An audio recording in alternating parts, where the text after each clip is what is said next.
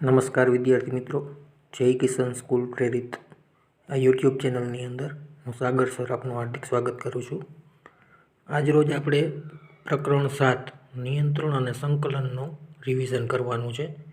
એની અંદર આપણે બે મુદ્દાઓને ધ્યાનમાં લેવાના છે કે જે આપણી પરીક્ષાની અંદર પૂછાવાના છે। પ્રાણીઓમાં ચેતાતંત્ર અને પ્રાણીઓમાં અંતઃસ્ત્રાવ, આ બે મુદ્દાઓ ઉપર આપણે રિવિઝન કરશું। તો સૌપ્રથમ આપણે પ્રસ્તાવનાની વાત કરીએ તો પ્રસ્તાવનાની અંદર સૌથી પહેલાં સજીવ એટલે શું, બરાબર। આ આપણે નાના ધોરણમાં હતા ત્યારથી ભણતા આવીએ છીએ કે સજીવ એટલે શું, તો કે જો કોઈ વસ્તુ ગતિશીલ હોય તો તે સજીવ છે તેવું કહી શકાય। ગતિ કરતી હોય એટલે કે આપણે છીએ, બરાબર, તો આપણે એક જગ્યાએથી બીજી જગ્યાએ જઈ શકીએ છીએ એટલે કે ગતિ કરીએ છીએ તો આપણે સજીવ કહેવાય। બીજું, તે વૃદ્ધિ કરે છે। તો આપણે જન્મ લીધો હોય ત્યારે આપણું શરીર છે ખૂબ જ નાનું હોય છે, પછી જેમ જેમ સમય વીતતો જાય છે તેમ તેમ આપણા શરીરના કદમાં વધારો થાય છે એટલે કે વૃદ્ધિ થઈ કહેવાય, બરાબર। એટલે આવી રીતના જે વૃદ્ધિ કરે તેને પણ સજીવ કહેવાય। એના સિવાયનું તો કે તે હલનચલન કરે છે, હલનચલન કરતા હોય તો તેને પણ સજીવ કહેવાય। આ વસ્તુ આપણે નાના ધોરણથી ભણતા આવીએ છીએ। એના ઉદાહરણો લઈએ સજીવના। એક દોડતી બિલાડી, એટલે એ હલનચલન કરે છે, અથવા એમ કહી શકાય કે એક જગ્યાએથી બીજી જગ્યાએ વસ્તુ ગતિશીલ છે, બરાબર, એટલે એને આપણે શું કહેશું, સજીવ કહેશું। હિંચકા ઉપર હિચકતું બાળક, એને પણ આપણે શું કહેશું, સજીવ। વાગોળતી ભેંસ, આ બધા સજીવોના ઉદાહરણ છે। તો આ બધી વસ્તુઓના આધારે શું કીધું કે જેથી વાતાવરણના પર્યાવરણમાં થતા ફેરફારના, એટલે કે વાતાવરણની અંદર કોઈ પણ ફેરફાર થાય છે એના પ્રતિચાર રૂપે, પ્રતિચાર એટલે કે એના પ્રત્યેનો ઉપચાર, એના પ્રત્યેના ઉપચાર સ્વરૂપે, એના જવાબ સ્વરૂપે સજીવો જે પ્રકારનું હલનચલન કરે છે, બરાબર, એને શું કહેશું, સજીવ કહેશું, બરાબર। આગળ વધીએ આપણે। હલનચલન બે પ્રકારના હોય। કયા બે પ્રકારના, તો કે વૃદ્ધિ સંબંધિત હલનચલન હશે અને એક બિનવૃદ્ધિ સંબંધિત। તો આપને પ્રશ્ન થાય કે વૃદ્ધિ સંબંધિત અને બિનવૃદ્ધિ સંબંધિત એટલે કેવા, તો કે વૃદ્ધિ સંબંધિત એટલે શું, તો કે જે વૃદ્ધિ સાથે સંકળાયેલા છે, બરાબર। એવા ચલનને આપણે વૃદ્ધિ સંબંધિત હલનચલન કહેશું। કે બાળક છે એની ઊંચાઈમાં વધારો થવો તો એ વૃદ્ધિ સંબંધિત હલનચલન થયું। એ રીતના છોડ છે એમાંથી વૃક્ષ બનવું તો એ વૃદ્ધિ સંબંધિત ઉદાહરણ થયું। તો આ બધાય વૃદ્ધિ સંબંધિત ઉદાહરણોના ઉદાહરણ આપ્યા મેં, બરાબર। હવે બિનવૃદ્ધિ સંબંધિત હલનચલન કેને કહેવાય, તો અમુક છોડ છે, ધારી લઈએ આપણે લજામણીનો છોડ છે, તો લજામણીનો છોડ એવો છે કે એને તમે ટચ કરો ને એટલે શું થશે, તો એને ટચ કરતાં એના પર્ણ છે એ બીડાઈ જશે। તો આમાં તો ક્યાંય વૃદ્ધિની વાત ન આવી, એના પર્ણનું હલનચલન જોવા મળ્યું। તો આ વૃદ્ધિ સાથે સંકળાયેલા નથી એવા હલનચલનને આપણે શું કહેશું, બિનવૃદ્ધિ સંબંધિત હલનચલન। પછીની લાઈન આપણે વાંચીએ કે આમ આ હલનચલન ઉપર નિયંત્રણ અને સંકલનનું કાર્ય ચેતાતંત્ર તથા અંતઃસ્ત્રાવો દ્વારા થાય છે। એટલે આપણે આ જે બધી વાત કરી કે મનુષ્યની વૃદ્ધિ, છોડની વૃદ્ધિ, પછી લજામણીના છોડને અડતા એના પર્ણ છે એ બીડાઈ જવા, આ બધી વસ્તુનું નિયંત્રણ કોણ રાખે છે, તો એનું નિયંત્રણ અને સંકલનનું કાર્ય કોઈ તમને પ્રશ્ન પૂછે તો એનો જવાબ શું આવે, ચેતાતંત્ર અને અંતઃસ્ત્રાવી તંત્ર, આ બંને તંત્રો છે એ શું કરશે, આવા જે હલનચલન થાય છે એનું નિયંત્રણ કરશે। તો હવે આપણે જોઈએ કે આવા બધા હલનચલનનું નિયંત્રણ એ કરે છે તો એ કઈ રીતના કરતા હશે, તો કે ચેતાતંત્ર છે તો એ ચેતાતંત્રને ખબર તો પડવી જોઈએ ને કોઈ રીતે કે હાલો હવે હલનચલન આપણે છે એ કરવાનું છે, પ્રતિચાર આપવાનો છે, તો કેવી રીતના, તો એના માટે સંવેદનાગ્રાહી અંગો આવેલા હોય કે જે શું કરે, તો કે મનુષ્યની અંદર એટલે કે એના શરીરની અંદર બાહ્ય ઉત્તેજનાને ગ્રહણ કરવા માટેની વિશિષ્ટ રચના હોય એને શું કહેવાય? સંવેદનાગ્રાહી અંગ. એટલે સિમ્પલ ભાષામાં આપણે કેવું હોય તો કે સંવેદનાને ગ્રહણ કરતા જે અંગો છે તેને શું કહેશું? સંવેદનાગ્રાહી અંગ. ત્યાંથી શું થશે? સંવેદના ગ્રહણ થશે. બરાબર. એટલે આ વ્યાખ્યા છે એ તમારે બાકી બુકની અંદર નોટ કરી લેવી. ત્યાર પછી ઉત્તેજના એટલે શું? આપણે આમાં શબ્દ આવ્યો હતો ને કે બાહ્ય ઉત્તેજનાને ગ્રહણ કરવા માટેની વિશિષ્ટ રચના. તો આપણે પ્રશ્ન જરૂર થયો હોય કે ઉત્તેજના એટલે શું? તો અહીંયા ઉત્તેજનાની વ્યાખ્યા આપી છે કે જીવંત સજીવો, કે જે સજીવો જીવિત છે એ, પછી પ્રાણીઓ, વનસ્પતિઓ તથા સૂક્ષ્મજીવો બધાની ફરતે બાહ્ય પર્યાવરણમાં પ્રેરાતો જે ફેરફાર જીવંત સજીવોમાં ચોક્કસ પ્રતિક્રિયા કે પ્રતિચાર પ્રેરે છે તેને ઉત્તેજના કહે છે. એટલે કે આવા બધા જે સજીવો છે, બરાબર, એ પર્યાવરણની અંદર કોઈ ફેરફારો થાય છે તો એ ફેરફારોની સામે પ્રતિચાર આપવો, એટલે કે ઉત્તર આપવા માટે જે ક્રિયા સર્જાય, જે એની અંદર કંઈક ફેરફાર સર્જાય છે તો એ ફેરફારને શું કહેશું આપણે? ઉત્તેજના. આપણે હવે આગળ વાત કરી પ્રતિચાર. બરાબર. પ્રતિચાર એટલે શું? તો કે એક ઉદાહરણ લઈ લઈએ. આપણે હમણાં લીધું હતું કે એક તપેલી હોય, બરાબર, એને તમે ગરમ તપેલીને અડી જાઓ છો. અડી ગયા પછી તમે શું કરો? હાથ તરત લઈ લેશો. તો એ જે પ્રક્રિયા થઈ એ પ્રક્રિયાને શું કહેશું આપણે? પ્રતિચાર. એટલે કે હવે જોઈ બાહ્ય પર્યાવરણમાંથી પ્રેરાતી, એટલે કે બહારના પર્યાવરણમાંથી જે ઉત્પન્ન થતી જે ઉત્તેજના છે એ ઉત્તેજનાની સામે જીવંત સજીવો જે ક્રિયા કરે છે તેને શું કહેશું? પ્રતિચાર અથવા પ્રતિક્રિયા. એટલે આપણે જે ગરમ તપેલીને અડ્યા તો એના દ્વારા, ગરમ તપેલી દ્વારા જે આપણા હાથ ઉપર થયું એને શું કહેશું આપણે? ઉત્તેજના કહેશું.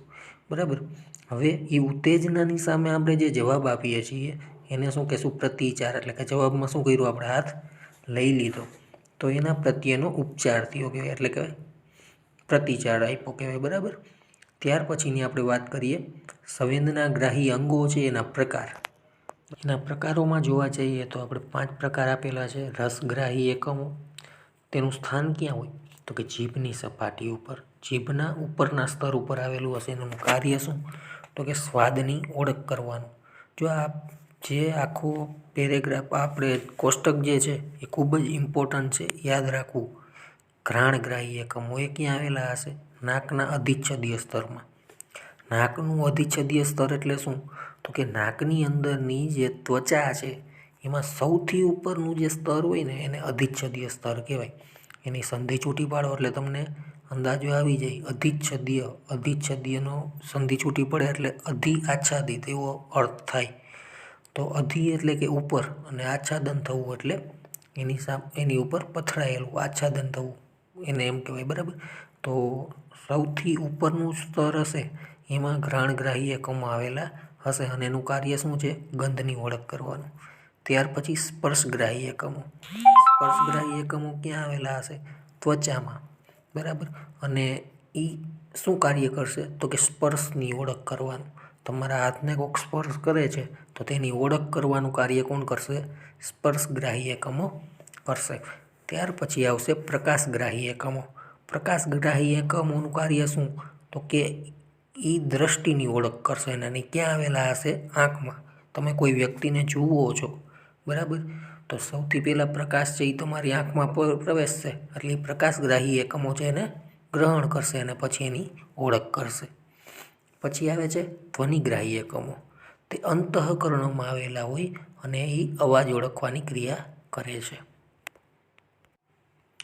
હવે અહીંયાથી આપણો ઇમ્પોર્ટન્ટ ક્વેશ્ચન છે એ સ્ટાર્ટ થાય છે કે ચેતાતંત્ર. હવે ચેતાતંત્ર છે, બરાબર, એ આપણા શરીરનું ખૂબ જ અગત્યનું તંત્ર છે. અને તંત્ર છે એ ખૂબ જ ઝડપથી કામ કરે છે. ખૂબ જ માઇક્રો સેકન્ડોની અંદર કહી શકીએ ને તો એવી ઝડપથી એ કાર્ય કરે છે. હવે તે શું કાર્ય? તે વિદ્યુતના સંદેશાઓ, જેને ઉર્મિવેગ કહે છે, તેના ઉપર કાર્ય કરે છે. એટલે કે ઉર્મિવેગને લઈ જવાનું અને લઈ આવવાનું કાર્ય છે એ કોણ કરે છે? ચેતાતંત્ર કરે છે. ઉર્મિવેગના સંદેશાઓની દિશા એક દિશીય હોય છે, એટલે કે એક જ દિશામાં છે એનું વહન થતું હોય છે. અને આપણે જ્યારે 9મા ધોરણમાં ભણતા ત્યારે કોષનું જે ચેપ્ટર હતું ત્યારે આપણે એવું કહેતા કે સજીવનો સૌથી નાનો એકમ અથવા પાયાનો એકમ એ કોને કહેતા? આપણે કોષને કહેતા. અને પછી કંઈક એવું કહેતા કોષ છે એ ભેગા મળી અને પેશીનું નિર્માણ કરે છે. પછી પેશીઓ ભેગી થઈ અને એક તંત્રનું નિર્માણ કરે છે. બરાબર. તો અહીંયા કંઈક એવી જ વાત છે કે ચેતાતંત્ર છે એ શેનું બનેલું હશે? તો કે ચેતાપેશીઓનું. ચેતાપેશી શેની બનેલી હશે? તો કે ચેતાકોષની. તો હવે આપણે ચેતાકોષ અથવા ચેતાપેશી વિશેની માહિતી મેળવીએ. તો જો સૌથી પહેલાં અહીંયા તમને લખેલું આપ્યું છે કે કોઈ પણ તંત્રનો ક્રિયાત્મક તથા રચનાત્મક એકમ કોણ હોય? કોષ હોય. આપણે હમણાં જ વાત કરી. બરાબર. ત્યારબાદ આમ ચેતાતંત્રનો નાનામાં નાનો એકમ એટલે કોણ? ચેતાકોષ. ચેતાકોષ ભેગા થાય એટલે ચેતાપેશી બનશે. ચેતાપેશી ભેગી થઈ અને ચેતાતંત્ર બનશે. ત્યારબાદ તે આપણા શરીરનો સૌથી મોટો કોષ છે. આપણા શરીરમાં ઘણા બધા પ્રકારના કોષ આવ્યા જ. બરાબર. એમાં સૌથી મોટો કોષ હોય તો કોણ? ચેતાકોષ. તો કેવડો હશે એની વાત તમને કરું તો કે 1 મીટર લંબાઈ ધરાવતો હોય. કેવડો? 1 મીટર લંબાઈનો હોય એક ચેતાકોષ. હવે ત્યારબાદ આ માહિતી જે આપું છું એ તમારા સિલેબસમાં નહીં હોય, પાઠ્યપુસ્તકમાં ક્યાંય નહીં હોય કે આ ચેતાકોષની સંખ્યા કેટલી હોય આપણા શરીરમાં? તો કે લગભગ 100 અબજ જેટલી હોય. આપણા શરીરની અંદર ચેતાકોષની સંખ્યા 100 અબજ જેટલી હોય છે. તો હવે આપણે ચેતાકોષ વિશેની માહિતી મેળવીએ. બરાબર. તો જો ચેતાકોષ છે એની આકૃતિ તમને અહીંયા આપી છે અને લખ્યું છે કે ચેતાકોષ 3 વિભાગમાં વહેંચાયેલો હોય. બરાબર. 3 વિભાગ કયા કયા? તો કે જો આમાં 3 વિભાગ પડે એમાંથી પહેલો વિભાગ આ આવે જેને કોષકાય કહેવાય. ધ્યાનથી સાંભળજો, કોષકાય. બરાબર. પછી બીજો વિભાગ જે છે એ કયો થશે? તો કે આ એને શું કહેશું? અક્ષતંતુ. શું કહેશું આપણે? અક્ષતંતુ. અને લાસ્ટ વન આ એને શું કહેશું? ચેતાંત. 3 ભાગ થયા. એક આ કોષકાય, બીજો આ ચેતાક્ષ અને ત્રીજો આ ચેતાંત. બરાબર. આમ 3 ભાગમાં ચેતાકોષની રચના બનેલી હોય છે. અહીંયા લખેલું છે એમાં 2 જ ભાગ લખેલા છે. ત્રીજો ભાગ લખતા ભૂલાઈ ગયો છે. એટલે 3 ભાગ કયા કયા? કોષકાય, ચેતાતંતુ અને ચેતાંત. હવે એ રચનાને આપણે થોડીક ઊંડાણપૂર્વક જોઈએ તો કોષકાયની વાત કરેલી છે. ચેતાકોષના મુખ્ય ભાગને કોષકાય કહેવાય છે. એ સૌથી મોટો ભાગ કોષ, ટૂંકમાં ચેતાકોષનો મુખ્ય ભાગ જ એનો એ છે કોષકાય, જેની આકૃતિ આપણે બાજુમાં આપી છે. તેમાં શું શું હોય? તો કે કોષ કેન્દ્ર તથા અન્ય અંગિકાઓ જેવી કે ગોલ્ગીકાય, અંતઃસ્ત્રસજાળ. બરાબર. આવી જે અંગિકાઓ તમે 9મા ધોરણમાં ભણ્યા હતા એવી અંગિકાઓ છે એ બધી ક્યાં આવેલી હશે? કોષકાયમાં આવેલી હશે.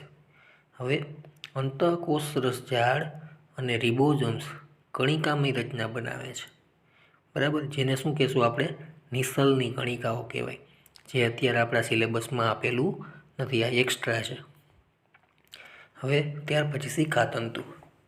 શિખાતંતુ છે એ શું છે? તો કે કોષકાય છે ને એની અંદર જે તંતુઓ જેવી રચના જોવા મળે છે ને એને શું કહેશું આપણે? શિખાતંતુ.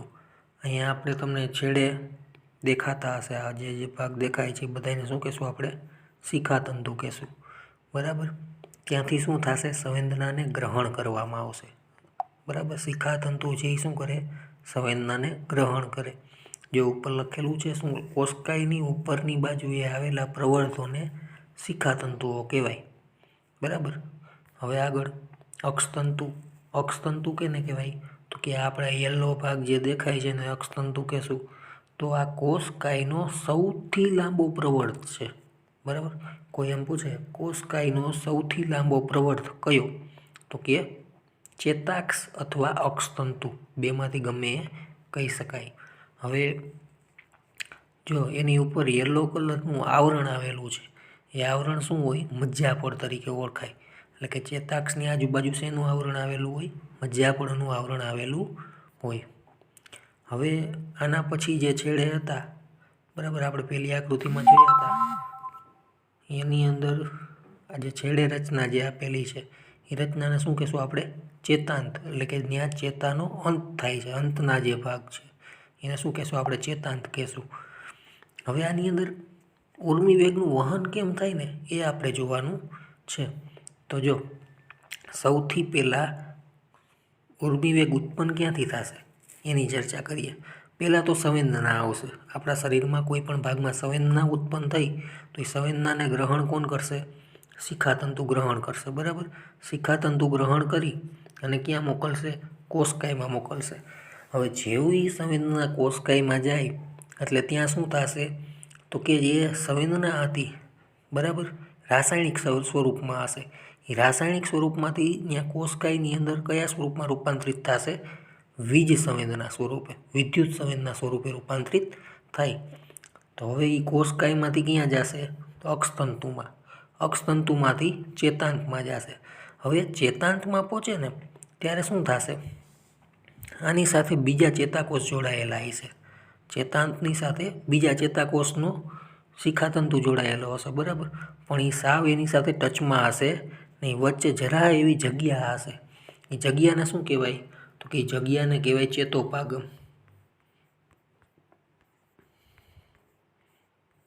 ચેતોપાગમ, બરાબર. હવે ચેતોપાગમ છે એમાં જ્યારે એ સંવેદના પહોંચશે વિદ્યુત સ્વરૂપની, એ વિદ્યુત સ્વરૂપની સંવેદના છે એ પછી શેમાં રૂપાંતરિત થઈ જશે? પાછી રસાયણ સ્વરૂપમાં. રસાયણ સ્વરૂપમાંથી બીજા ચેતાકોષમાં પ્રવેશે ત્યારે પાછી સેમ પ્રોસેસ થશે. હવે આગળ વાત કરીએ આપણે ચેતોપાગમ. હમણાં જોયું એ જ રીતની રચના છે. અહીંયા આપણે લખાણ સ્વરૂપે આપેલી છે કે પાસેના બે ચેતાકોષની ગોઠવણીમાં એક ચેતાકોષમાં અક્ષતંતુના ચેતાંતો અને બીજા ચેતાકોષમાં શિખાતંતુઓ વચ્ચે રહેલા સૂક્ષ્મ અવકાશને ચેતોપાગમ કહે છે, બરાબર. અહીંયા એક ચેતાકોષ હોય, અહીંયા બીજો ચાલુ થતો હોય. એટલે કે અહીંયા શું હશે? એના ચેતાંત હશે. બીજાના શું ચાલુ થતા હશે? શિખાતંતુ ચાલુ થતા હશે. એ બેયની વચ્ચે જે જગ્યા હશે એ જગ્યાને શું કહેશું આપણે? ચેતોપાગમ કહેશું. તો તમારે બધાએ અહીંયા ચેતોપાગમની વ્યાખ્યા નોટ કરી લેવાની છે પાકી બુકની અંદર. અને બીજું શું લખશું? તો કે ચેતાપેશીનો જે પ્રશ્ન છે એ આખો પ્રશ્ન લખી લેશું કે ચેતાપેશી વિશે આકૃતિ દોરી સમજૂતી આપો. એ પ્રશ્ન આપણે પાઠ્યપુસ્તકમાંથી જોઈ અને વ્યવસ્થિત પાકી બુકની અંદર લખી લેવાનો છે. હવે આપણો નવો મુદ્દો ચાલુ થાય છે અહીંયા, મનુષ્યમાં અંતઃસ્ત્રાવ. તો આખો જે અંતઃસ્ત્રાવો જેટલા છે એ બધાની વિગત આપણે કોષ્ટકમાં આપી દીધી છે કે કોષ્ટકની અંદર શું છે? અંતઃસ્ત્રાવોના નામ આવી જાય, એનું સ્થાન ક્યાં છે, પછી અંતઃસ્ત્રાવ, બરાબર, અને એનું કાર્ય, ગ્રંથિનું નામ, સ્થાન, અંતઃસ્ત્રાવ કેવો ઉત્પન્ન કરે અને એનું કાર્ય શું છે, એ બધી વસ્તુઓ આપણે અહીંયા મળી જાય. એ રીતનું આપણે કોષ્ટક બનાવેલું છે. પહેલો અંતઃસ્ત્રાવ છે હાઇપોથેલેમસ, બરાબર. એ કઈ જગ્યાએ હોય?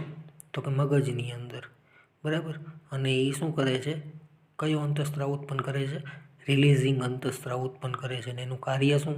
તો કે પિટ્યુટરી ગ્રંથિને ઉત્તેજિત કરવાનું, કે આપણા શરીરમાં જે પિટ્યુટરી ગ્રંથિ આવી છે એને સક્રિય કરે કે જેથી કરીને એ અંતઃસ્ત્રાવો ઉત્પન્ન કરી શકે. ત્યાર પછી પિટ્યુટરી ગ્રંથિ ક્યાં આવેલી હોય? મગજમાં. પણ ક્યાં? મગજના અગ્રભાગમાં આવેલી હોય. અને એ શું કરશે? તો કે વૃદ્ધિ સંબંધિત અંતઃસ્ત્રાવો ઉત્પન્ન કરશે અને એ બધા અંગની વૃદ્ધિ કરવાનું કાર્ય કરે છે, બરાબર. ત્યાર પછી આવે છે પિનિયલ ગ્રંથિ. પિનિયલ ગ્રંથિ ક્યાં આવી હોય? મગજમાં, બરાબર. અને એ શું કરશે? મેલેટોનિન નામનો અંતઃસ્ત્રાવ ઉત્પન્ન કરશે અને એ શરીરની જૈવિક ઘડિયાળ તરીકે વર્તે છે. એટલે કે આપણા શરીરની અંદર જે ઓટોમેટિક ક્રિયાઓ થાય છે જે બધી, એને નિયંત્રિત કરવાનું કાર્ય કરે. ત્યાર પછી થાઇરોઇડ ગ્રંથિ. એ ક્યાં આવેલી હોય? ગળામાં. અને એ શું કરે? થાઇરોક્સિન નામનો અંતઃસ્ત્રાવ ઉત્પન્ન કરે છે અને કાર્ય શું? તો કે આપણા શરીરની અંદર જે ખોરાક આપણે દાખલ કરીએ છીએ એમાં રહેલા કાર્બોદિત, પ્રોટીન, ચરબી આ બધાના પાચનની ક્રિયાનું નિયંત્રણ કરે. ત્યાર પછી પેરાથાઇરોઇડ ક્યાં હોય એ પણ ગળામાં જ હોય અને એનો અંતસ્ત્રાવ એના નામ જે હોય પેરાથોર્મોન, અને એ શું કરશે, રુધિરમાં કેલ્શિયમનું પ્રમાણ વધારે છે. આપણા રુધિરની અંદર જેમ કેલ્શિયમ સારો હશે એમ આપણા હાડકાઓ છે, અસ્થિ ને એ બધા ભાગો છે એ શું થશે, વધારે મજબૂત બની શકે. પછી થાઇમસ ઉરસ પ્રદેશમાં આવેલો હોય અને એ થાઇમોસિન્સ નામનો અંતસ્ત્રાવ ઉત્પન્ન કરે છે અને એ રોગ પ્રતિકારક શક્તિ આપે છે. બરાબર. હવે આપણે મનુષ્યમાં અંતસ્ત્રાવની અંદર પહેલો અંતસ્ત્રાવ આપ્યો છે વૃદ્ધિ અંતસ્ત્રાવ. વૃદ્ધિ અંતસ્ત્રાવ છે એ ક્યાંથી સ્ત્રવશે, તો કે પિટ્યુટરી ગ્રંથિમાંથી ઉત્પન્ન થશે અને એનું કાર્ય શું, તો કે આપણા શરીરના ભાગો છે એની વૃદ્ધિ અને વિકાસ કરવાનું કાર્ય કરે છે, એનું નિયંત્રણ કરે છે. બરાબર. હવે એનાથી 2 પ્રકારના રોગ સર્જાઈ શકે, વામનતા અને વધારે ઊંચાઈ. એટલે આ રોગ એટલે એમાં શું થાય, તો કે જો આપણે શરીરની અંદર વૃદ્ધિ અંતસ્ત્રાવોનું પ્રમાણ ખૂબ જ વધી જાય, નોર્મલ કરતાં વધી જાય તો શું થશે, તો કે આપણી ઊંચાઈ છે એ ખૂબ જ વધી જાય. બરાબર. અને જો એવું બને કે આ અંતસ્ત્રાવો છે એ યોગ્ય પ્રમાણમાં સ્ત્રવતા નથી અથવા ઉત્પન્ન થતા નથી તો શું થાય, જે તે વ્યક્તિને એવું થતું હોય વ્યક્તિ કેવો રહી જશે, ઠીંગણો, વામન રહી જશે. બરાબર. તો આ વૃદ્ધિ અંતસ્ત્રાવ છે એનું કાર્ય શું, તો કે વૃદ્ધિ અથવા વિકાસ છે એનું નિયંત્રણ કરવાનું કાર્ય કરે છે. ત્યાર પછીનો અંતસ્ત્રાવ છે થાઇરોક્સિન અંતસ્ત્રાવ આપણે આગળ ચર્ચા કરી. બરાબર. એ ક્યાંથી ઉત્પન્ન થશે, થાઇરોઇડ ગ્રંથિમાંથી ઉત્પન્ન થશે અને એનું સંશ્લેષણ કરવું એટલે કે એને ઉત્પન્ન કરવું હોય તો એના માટે જરૂરી શું છે, આયોડિન જરૂરી છે. એટલે જ જોજો આપણે ઘણી વખત કહેતા હોય કે આયોડિન વાળું મીઠું ખાવું જોઈએ. બરાબર. તો એનું કારણ શું, તો કે આપણા શરીરની અંદર થાઇરોક્સિન અંતસ્ત્રાવ છે એનું નિયંત્રણ કરે, યોગ્ય રીતે ઉત્પન્ન થાય એવું કરે, એટલા માટે આપણે તે લેવો જરૂરી છે. અને એ કાર્ય શું કરે છે, તો કે કાર્બોદિત, પ્રોટીન અને ચરબીનું ચયાપચય એટલે કે એનો પાચનની ક્રિયા છે એનું નિયંત્રણ કરે છે. અને બીજું શું કીધું છે, તે શરીરની સંતુલિત વૃદ્ધિ માટે જરૂરી છે. એટલે કે આપણા શરીરના જે અંગો છે એ વ્યવસ્થિત રીતે વૃદ્ધિ કરે એના માટે એ ઉપયોગી છે. અને એનાથી ગોઈટર નામનો રોગ સર્જાઈ શકે જો યોગ્ય પ્રમાણમાં આયોડિન ન લઈ તો શું થશે, થાઇરોક્સિન અંતસ્ત્રાવ ઉત્પન્ન નહીં થાય. એના કારણે શું થશે, ગોઈટર થવાની સંભાવના રહે. ત્યાર પછી છેલ્લો અંતસ્ત્રાવ ઇન્સ્યુલિન.